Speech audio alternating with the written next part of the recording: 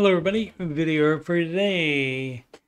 These are the retro no-cap recaps, The Curse of Oak Island, Season 4, Episodes 10, 11, 12, and 13. Originally aired in January and February of 2017. If you must buy recaps of previous episodes, there's a link in the upper right. Let's get into it. Previously on The Curse of Oak Island, people have been looking for an incredible treasure for 228 years. Episode 10 begins where 9 left off, with diver Mike Huntley in the C1 cavern getting multiple hits of something metal in the walls. With his dive time up, he begins a 1-hour ascent. Divers must come up slowly from such depth or risk decompression sickness, also known as the bends, which is sometimes fatal.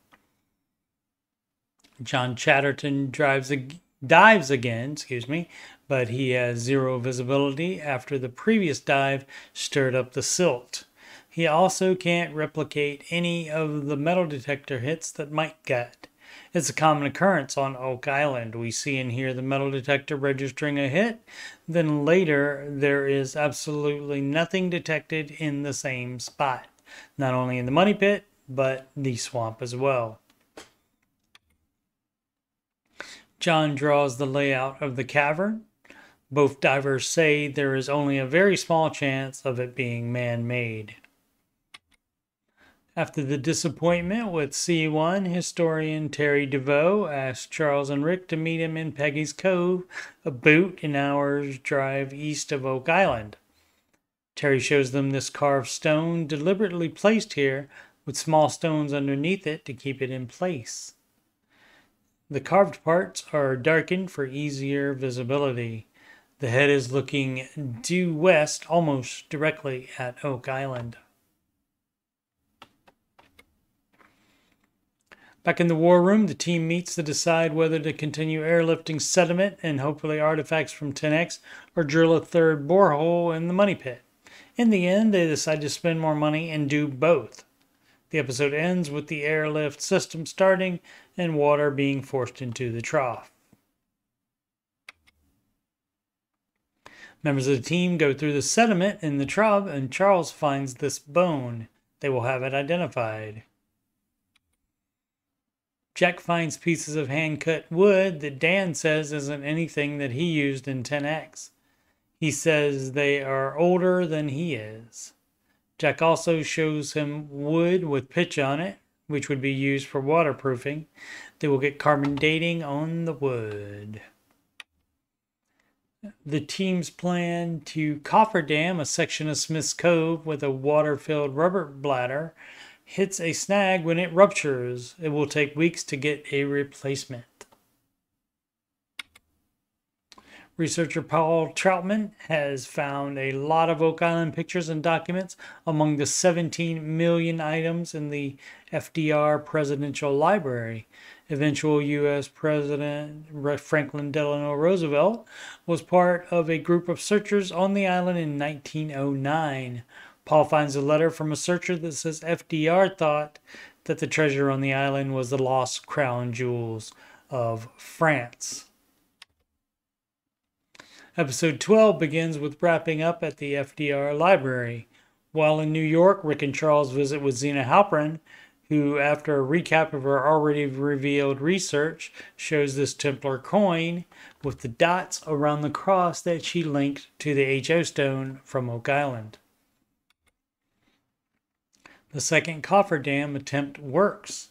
Laird Niven returns to the island to supervise the dig from an archaeological perspective. He points out the layer of organic material, then sand, then a much more dense organic layer. They also find evidence of a structure. Craig Tester is tapped to pick the third and possibly last caissoned borehole for this year. He chooses the location near the chapel and head and shafts, both believed to be close to the original money pit location.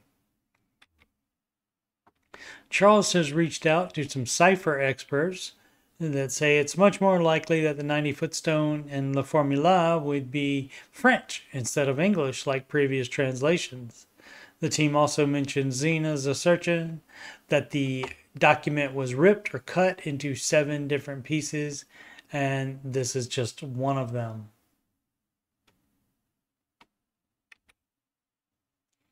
Back in Smith's Cove, the team finds this layer of rocks but can't dig further in that direction due to it being so close to the dam that is keeping the seawater out. In the war room, treasure hunter and owner of Little Mash Island visits. He believes that Little Mash was man-made due to having squared off layers of topsoil and clay. He further believes, like Fred Nolan and Dan Blankenship, that there is a labyrinth beneath Oak Island, but also that there is a tunnel that connects the 2 islands. He also says there is a cavern that contains multiple tons of gold bullion. Rick says he will present the information to the other partners. Back in Smith's Cove, the team mentions French Drain for the first time. They are trenches that are filled with rocks for the purpose of redirecting water. That is what they believe they have found. They are out of time on their permit, so they must fill it back in and revisit another time. The T1 hole brings up the first pieces of hand-hewn wood in the money pit area for the Laguna team. And also this round timber. The original money pit had platforms of round timbers every 10 feet. I'll continue recapping season 11 as well as 4 through 8.